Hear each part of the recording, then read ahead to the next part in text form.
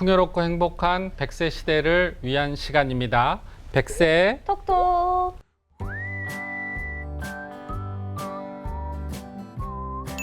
박지아 아나운서. 네, 지난 시간에 이제 치아 관련해서 저희들이 이야기를 했잖아요. 그렇죠. 유엔에 WHO라는 기구가 있습니다. WHO라는 기구에서 그러니까 건강한 고령자, 액티브 시니어를 평가하는 그 기준들이 있는데 세 가지가 있어요. 네, 시력, 눈, 그다음에 듣는 것, 청력, 또 하나가 있어요. 저작이요. 애들이 짜고 치는 것 같은데. 알심은. 왜냐면 네. 저희가 치아 얘기를 하고 있었잖아요. 근데 생각해봤을 때 정말 잘 씹기 위해서는 치아 건강이 중요한데 맞아요. 저희가 앞선 시간에는 이제 어떻게 치아 관리를 잘하는지 예방적인 차원에서 말씀을 드렸다면 네. 이번엔 아무리 관리를 잘 해도 손상될 수가 있는 안 거니까요. 갈 수가 없거든요. 근데 또 이런 부분들 비용 때문에 걱정하시는 분들 많이 계실 것 같아요. 제가 근데 금방 멘트를 하고 보니까 약간 광고 같아요. 이런 광고를 많이 본 것 같아요. 치아 비용 걱정하지 마세요. 막 이런 거 있잖아요. 네. 그래서 오늘 이 시간에 다시 한 번 더 원장님 모시고 좀 더 깊은 이야기 나눠보도록 하겠습니다. 어서 오세요. 반갑습니다. 안녕하세요. 네. 예, 네. 가디언즈 치과 대표 원장 정명진입니다. 네.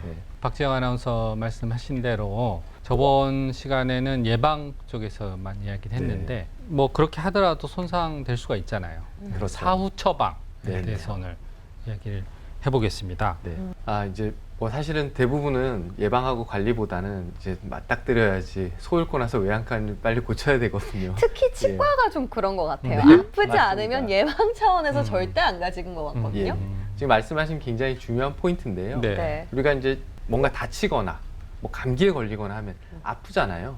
그러니까 아파야지 병이 있다라고 생각하는 경우들이 많은데 실제로 주변에 이제 암 진단을 받거나 수술하신 네. 분들 많이 이제 볼 수 있잖아요. 네. 그런 분들 대부분 아파서 병원에 가신 분들이 아니거든요.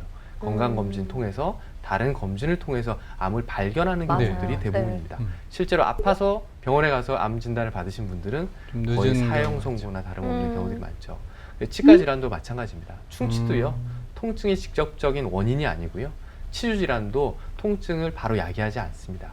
굉장히 네. 서서히 진행되고요. 우리가 갑자기 알게 될 뿐이지 음. 갑자기 발생되는 질환이 아니라는 거죠. 네. 그래서 무엇보다 이제 예방이 중요하고 관리를 하셔야 되는데 이제 그렇지 못한 경우들 때문에 이제 문제가 되는데요. 네. 우리가 감기라든지 이런 세균에 의한 뭐 바이러스에 의한 질환들은 감염. 네. 약을 드시면 회복이 되잖아요. 그리고 네. 심지어 뼈가 골절이 되더라도 뭐 피부에 상처가 나더라도 꼬매거나 우리가 붙여놓으면 붓습니다. 근데 치과 질환들은요 대부분 비가역적인 경우들이 많습니다. 우리 치아는요 한번 맹출하고 나면 이 치아가 계속 세포가 만들어지고 없어지고 이런 재생이 되고 리모델링 되는 과정을 거치는 게 아니라 시간이 지날수록 계속 마모돼서 깎이고 깨지고 그래서 뭐 충치가 생기고 네. 파내고 나면 음. 이게 재생이 안 되기 때문에 뭔가 대체할 수 있는 걸 채워넣는 네. 결국 그런 보철 치료라는 것들을 하게 되거든요. 대표적으로 알고 계신 치아를 대체하는 방법이 틀니였고요. 그렇죠. 이제 최근에는 뭐 많은 분들이 이제 하고 계시고 관심이 있는 임플란트. 임플란트죠. 네. 임플란트는 근데 네. 뭐 훨씬 좋은 방법이다라고 치과 차원에서도 굉장히 네. 전문가들도 많이 권고를 하긴 하는데 일단 비용이 비싸서 음. 저희가 잠시 후에 또 그 방법들 조금 더 네. 잘 치료를 받을 수 있는 방법에 네. 대해서 공개를 해드릴 예정이고요. 먼저 틀니 얘기부터 좀 해볼까요? 네. 제가 알기로 뭐 틀니도 임플란트 만만치 않게 비용이 꽤 들어가는 걸로 알고 있는데 어떻게 뭐 정부 차원에서 국가 차원에서 지원을 받을 수 있는 방법이 있을까요, 원장님? 네. 우리나라는요. 네. 65세 이상 노인분들 이제는 65세 이상 노인이라고 하긴 좀 그렇죠. 65세 이상인 국민들에 대해서 건강보험이 적용하는 기준으로 틀니를 하실 수가 있습니다.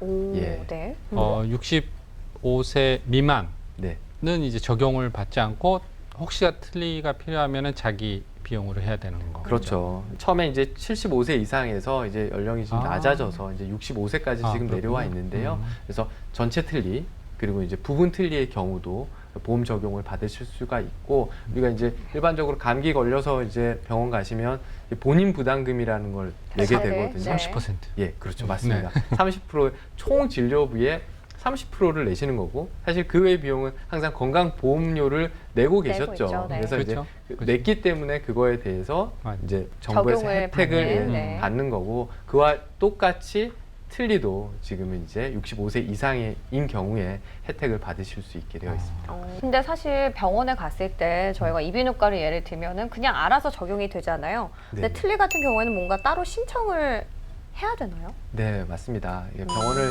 이제 방문하시게 되면 치과 병원, 네. 치과 의원을 이제 방문하시게 되면 조건을 갖춘 분에 한해서 저희가 이제 공단에 심사 요청을 올립니다. 그럼 아. 심사에 통과가 된 분들에 한해서 이게 뭐 감기는 오늘 가서도 받고 내일 가서도 받고 그쵸. 그러잖아요. 틀니는 이제 그렇지 않기 때문에 그렇게 우리가 신청을 하고 신청이 승인되면 그 과정을 통해서 그리고 틀니가 한 번에 제작되는 게 아니잖아요.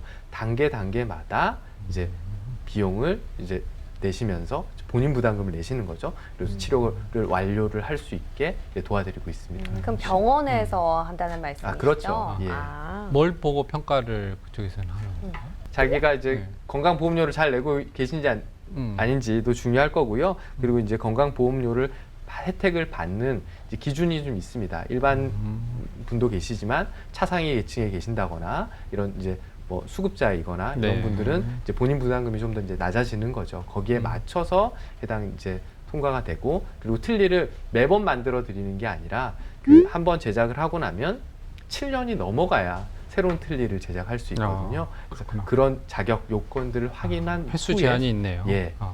이제 신청을 해서 치료를 받으실 수 있게 도와드리는 거죠. 일단 원장님 그 7년이라는 기준은 네. 보험을 받을 수 있는 기준이지 예를 들어서 뭐 자비로 한다는 경우에는 뭐 7년 미만에 뭐 부러져서 또 신청을 하고 할 수 있는 거죠? 맞습니다. 비보험으로 치료하는 경우에는 네. 언제든지 하실 수 있고요. 그리고 이제 부러진다거나 네네. 틀니를 수리해야 되는 경우도 사실은 보험 적용을 받으실 수 있습니다. 아 그렇구나. 예. 또 예외적인 또 사항이 예. 그리고 이제 네. 아까 말씀하셨지만 틀니가 부러지는 경우가 아니더라도 네. 잇몸의 형태의 변화라든지 네. 다른 원인 때문에 틀니를 꼭 재제작이 필요하다. 이분은 꼭 다시 해야 된다라고 의료인이 판단했을 경우에는 7년이 넘지 않은 경우에도 한 1회에 한해서 네. 다시 보험 적용을 받으실 수도 있습니다. 그러니까 예. 피치 못하는 사정이 있는 경우에 그것까지는 의료진의 해주는 또 예. 판단 하에는 또 한 번 더 보험 적용을 받을 수 있다는 점. 네. 근데 또 너무 많은 또 경우의 수가 있으니까 이 정도로 네. 받을 수 있고 또 예외적인 부분도 있다. 이렇게 해서 또 치과에 가셔가지고 전문적인 방법은 의논을 해보시는 게 좋겠습니다. 틀니의 가격은 어떻게 되나요? 각각 천차만별일 예. 것 같긴 한데 틀니는요, 일단 우리가 전체 틀니를 이제 말씀드리면 이렇게 레진상 틀니라고 해서 일종의 강화 플라스틱으로만 되어 있는 틀니가 있고요. 좀 금속상 틀니라고 해서 이제 금속 프레임이 구조물이 들어가고 그 위에 치아가 배열되어 있는 형태의 틀니 크게 두 가지로 나눠지는데요. 예전에는 이 레진상 틀니만 그렇죠. 보험 적용을 받았습니다. 근데 아. 지금은 금속상 틀니도 보험 적용을 받으실 수 있고요. 그리고 상악, 하악, 위아래 턱을 동시에 진행하느냐 또 하나만 진행하느냐에 따라서 네. 금액도 좀 차이가 날 거고요. 아까 말씀드렸다시피 이제 본인 부담률이 기본적으로는 30%지만 차상위 대칭의 경우에는 뭐 희귀 난치병을 앓고 계시거나 만성 질환자인 경우에도 퍼센테이지가 좀 달라지고요. 그리고 의료 급여 대상자들 1종이냐 2종이냐에 따라서도 본인 부담금이 뭐 5%냐 15%냐라고 달라지기 때문에 그래서 그 심사 과정을 통해서 본인의 해당 사항을 정확하게 확인하셔야지 좀 더 정확한 그렇구나. 진료비를 확인하실 수 있을 것 같아요. 예. 근데 사실 틀니 같은 경우에는 좀 치아를 많이 잃으신 분들이 하실 것 같고 좀 국지적으로 이렇게 네네. 조금씩 치아를 상실하신 분들 같은 경우에는 임플란트를 더 많이 활용을 하실 것 같은데 틀니는 어느 정도 치아가 없는 분들이 많이 하시나요? 예. 틀니의 경우는 뭐 요즘은 이제 네. 임플란트가 이제 나오기 시작하면서 다수의 치아를 상실한 경우에 네. 뭐 선택할 네. 수 있는 치료 방법이고요. 그리고 경우에 따라서는 임플란트를 하면서도 틀니를 함께 혼합해서 사용하는 경우도 있을 수가 있습니다. 이제 오. 그 경우는 보험이 적용되느냐 안 되느냐에 또 차이가 있을 수 있기 때문에요. 네. 틀니를 하시더라도 전체 틀니를 하시더라도 임플란트가 지지해주는 틀니를 하시는 경우에는 보험 혜택을 못 받는 경우가 있습니다. 그래서 틀니라고 안전 틀니라고 해서 모든 경우에 보험 혜택을 받을 수 있는 건 아니거든요. 네. 아까 말씀드렸다시피 병원을 꼭 찾으셔서 본인의 상황이라든지 그걸 진단을 하시고 계획을 하시는 과정이 꼭 필요하실 것 같아요. 그럼 지금 말씀하시는 거를 좀 정리를 해보면 음. 틀니는 다수의 치아를 잃어야 되는 부분이 더 크기 때문에 요즘에는 임플란트를 하시는 분들이 더 많을 것 같거든요. 네네. 그럼 임플란트 얘기를 좀 들어보겠습니다. 임플란트가 정확히 어떤 거죠? 네. 임플란트라고 하니까 이제 우리나라 사람들은 전부 이제 치과에서 하는 인공 치아 매식체를 다 임플란트인 것처럼 이제 알고 계신데요. 네. 그 임플란트는 사실 우리 몸에 삽입하는 모든 것들을 보형물들을 임플란트라고 할 수 있습니다. 아, 치아뿐만 아. 아니라. 네, 정확하게는 치과 임플란트, 덴탈 임플란트라고 했을 때 인공 치아를 뜻하는 거죠. 예. 제가 삽입을 하는 영상을 보고 너무 무서워가지고 이거 할 수 있을까 생각했는데 네. 못이 이렇게 잇몸에 들어가더라고요. 예, 예. 맞나요, 원장님? 네, 예. 현재 이제 네. 그 대부분의 치과용 임플란트는요, 이제 턱뼈에 이제 구멍을 만들어서 거기에 임플란트 매식제를 이제 삽입하는 방법을 쓰는데 네. 이때 초기 고정이라든지 뼈 잡아주는 유지 형태를 위해서 대부분의 나사선을 가지고 있고요. 그 나사선을 통해서 회전해서 이렇게, 조이고. 임플란트가 뼈에 아. 이제 들어가게 되고 그 이후에 이 이제 티타늄 표면들이 그 뼈와 함께 유착이 되는 거죠. 그렇게 되면서 안정화되는 과정을 거치고 그 위에 이제 상부 구조, 지주대를 올리고 우리가 생각하는 일반적인 크라운이라고 알고 계신 치아 보철물을 이렇게 끼워 넣는 형태를 띠게 되어 있습니다. 연령대별로 아주 적합한 연령이 있을까요? 너무 이제 나이를 많이 드시면 임플란트 하기가 쉽지 않다는 이야기도 있고. 예. 요즘은 뭐 나이가 드셨다고 해서 꼭 건강이 안 좋거나 그러지 않으신 분들도 많고요. 실제로 이제 뭐 연세를 말씀 안 하시면 60대인지 70대인지 80대인지 좀 구분이 힘든 분들도 많으시잖아요.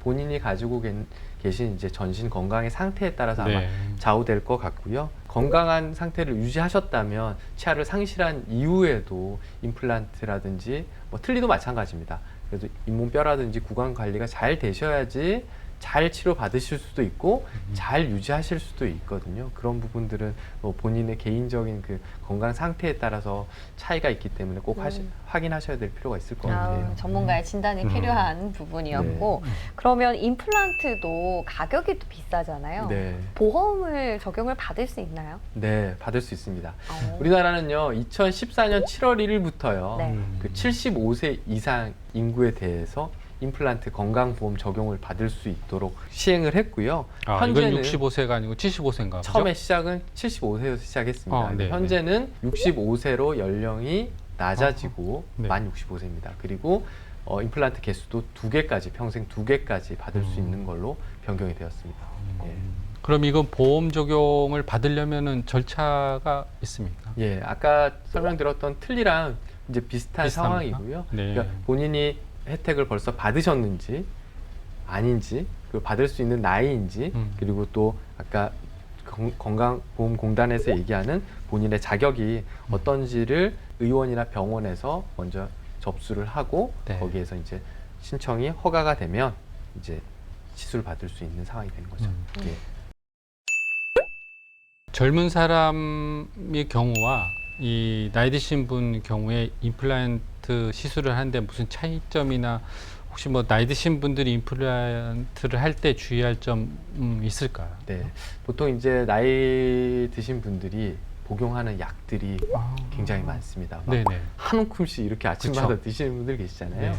그래서 본인이 가지고 있는 특히 전신 질환, 특히 이제 심혈관 질환을 가지고 계신 분들은 항응고제를 드시는 분들이 많아요. 출혈이 네. 나구나. 예, 항응고제를 드시게 되면 네네. 아무래도 간헐적인 수술, 우리가 잇몸을 열고 뭐 뼈를 깎고 이렇게 해서 봉합을 해뒀지만 지혈이 잘 안 되는 경우가 있을 수 있습니다. 네. 그때는 약 처방을 받는 내과 선생님과 상의를 해서 우리가 뭐 일시적으로 약을 중단한다거나 아니면 약을 교체해서 시술을 해야 되는 경우도 있을 수 있고요. 그리고 골다공증 약을 드시는 분들은 네. 이 골다공증 약 때문에 골 조직이 괴사되거나 뭐 임플란트가 실패하는 경우들이 있어서요. 그 부분도 처방받는 의사 선생님과 상의를 해서 필요한 경우에는 뭐 6개월까지도 약을 중단해야 되는 경우가 있을 수 있거든요. 그런 부분도 하셔야 될 것 같고요. 네. 그리고 뭐 일반적으로 많이 가지고 계신 혈압이라든지 당뇨 이런 부분들도 네. 영향을 끼칠 수가 있거든요. 그래서 당뇨가 뭐 물론 조절이 된다거나 혈압약들을 드시는 분들은 대부분은 크게 영향이 없지만 그런 부분들을 이렇게 너무나 이제 당연하고 주변에 다 가지고 계시니까 병원에 가셨을 때 말씀을 안 하시는 분들이 계세요. 뭐 어디 특별히 불편한 데 있으세요라고 여쭤보면 아니 자기는 괜찮다고 얘기하시는데 사실은 심각한 당뇨를 가지고 계시거나 혈압이 높으신 분들이 있으시거든요. 수술하고 나서 뭐 부작용을 겪거나 임플란트가 실패해서 재수술을 해야 되는 경우가 있을 수 있기 때문에 꼭 본인이 가지고 계신 질환이라든지 복용하고 계신 약들을 치과에 가셨을 때는 말씀해 주시는 게 굉장히 중요해요. 지병이 있는지 복용하고 있는 기저질환. 약이 있는지 조금 확인이 필요할 것 같고요. 그리고 이 부분 같은 경우는 임플란트를 진행하기 전에 저희가 유의를 좀 해야 할 부분이고 네네. 임플란트를 하고 나서 유지라든지 보수는 또 치아랑 똑같이 진행이 되는 겁니까? 어떻게 됩니까? 임플란트를 이제 하시고 나면요. 네. 3개월 이내에는 체수 제한 없이 관리를 받으실 수 있고요. 무료로요? 아니요, 보험 급여로. 네. 보험 급여로. 예, 네. 무료를 너무 그리고 좋아하셔. 3개월이 넘어가게 되면 이제 자연치아와 똑같은 적용을 받게 됩니다. 그래서 자연치아와 똑같이 뭐 6개월 이내에 뭐 치주 치료를 한다거나 그리고 뭐 1년에 한 번 스케일링을 받는다거나 이런 것들이 다 급여 대상이 되거든요. 그래서 인공치가 매식되고 나서 3개월이 넘어가면 자연치와 동일한 혜택을 받으실 수 있기 때문에 그 부분도 걱정 안 하셔도 될 것 같아요. 생각보다 국가에서 보험을 받을 수 있는 그러니까요. 적용받는 부분이 꽤나 갈수록 광범위하네요. 예, 갈수록 뭐 고령화 시대에 맞춰서 그것도 갈수록 늘어나는 것 같아요. 잘 되는 것 같아요. 혜택도. 저기 보험 이외에 적용받는 비급여라고 표현을 하나요? 네네네. 그런 부분은 어떤 게? 사실 본인이 2개를 벌써 혜택을 받으셨다면 세 번째 임플란트부터는 그러겠죠. 비보험 대상이 될 거고요. 네. 그리고 2개가 있지만 완전 무치약인 경우에는 임플란트가 보험 적용을 받을 수가 없습니다. 그때는 이제 틀니가 보험 적용이 되기 때문에 임플란트가 완전 무치약인 경우에는 적용받을 수 없고요. 그리고 예외적으로 상악동을 관통하거나 우리가 광대뼈, 광고를 관통해서 특수한 임플란트, 굉장히 긴 임플란트를 식립하는 경우도 예외 대상이고요. 흔한 경우는 아니고요. 그리고 이제 임플란트 중에 뼈에 들어가는 인공치아와 그 상부를 연결해주는 지주대가 일체형으로 생긴 임플란트들이 있습니다. 그런 경우에도 지금은 보험 혜택을 받으실 수 없고요. 그리고 상부 보철의 경우에도 지금은 금속 도제관이라고 한정되어 있습니다. 뭐 정확하게는 비귀금속 도제관이라고 해서 이제 PFM 크라운을 우리가 보험 적용을 받게 돼 있는데 그 외에 뭐 금이 들어간다거나 아니면 요즘 많이 이제 하시는 지르코늄으로 된 크라운을 하게 되는 경우도 그 부분은 보험 적용에서 빠지게 되는 거죠. 그 부분 이제 그럴 경우는 전체가 다 해당 사항이 안 되는 건 아니고요. 임플란트 이제 매식체라든지 지주대까지는 보험 적용을 받으실 수 있고 위에 상부 보철만 비보험으로 선택을 하시는 거죠. 하실 수도 있고요. 그 외의 경우에 이제 임플란트들 경우에 대부분 저희 이제 국내 임플란트들은 그 보험의 기준이 되도록 청구 대상이 신청이 되어 있습니다. 근데 간혹 청구 대상이 신청이 안 된 임플란트들이 있고요. 수입 임플란트 중에서는 이제 그런 경우들이 많은데 그런 경우는 시술 받는 행위에 대해서는 행위료로 보험 적용을 받으실 수는 있지만 그 재료대 부분에서는 본인이 좀 더 부담을 해야 되는 경우도 있습니다. 듣고 보니까 예외적인 부분도 물론 있지만 그래도 생각보다 우리가 국가에서 지원을 받을 수 있는 부분이 참 많다라는 생각이 드네요. 오늘 원장님 도움 말씀 여기까지 드릴게요. 고맙습니다. 고맙습니다. 감사합니다. 네. 자, 오늘 이 시간에는 사후 처방에 대해서 배워봤잖아요. 틀니와 임플란트. 네, 임플란트. 그리고 보험을 적용받을 수 있는 방법까지 들어봤는데 그래도 저는 치료보다는 예방을 하는 게 더 좋지 않나 이렇게 생각이 드네요. 그래서 제가 이야기했죠. 네. 고령자 1000명이 가장 후회하는 지금 몇 치아 시간째 관리. 나오고 있는지 모르겠습니다. 그래서 네. 미리미리 치아 관리 해야 될 것 같습니다. 바로 예약 들어가시나요? 네, 그럴까. 어떤 이야기요? 네?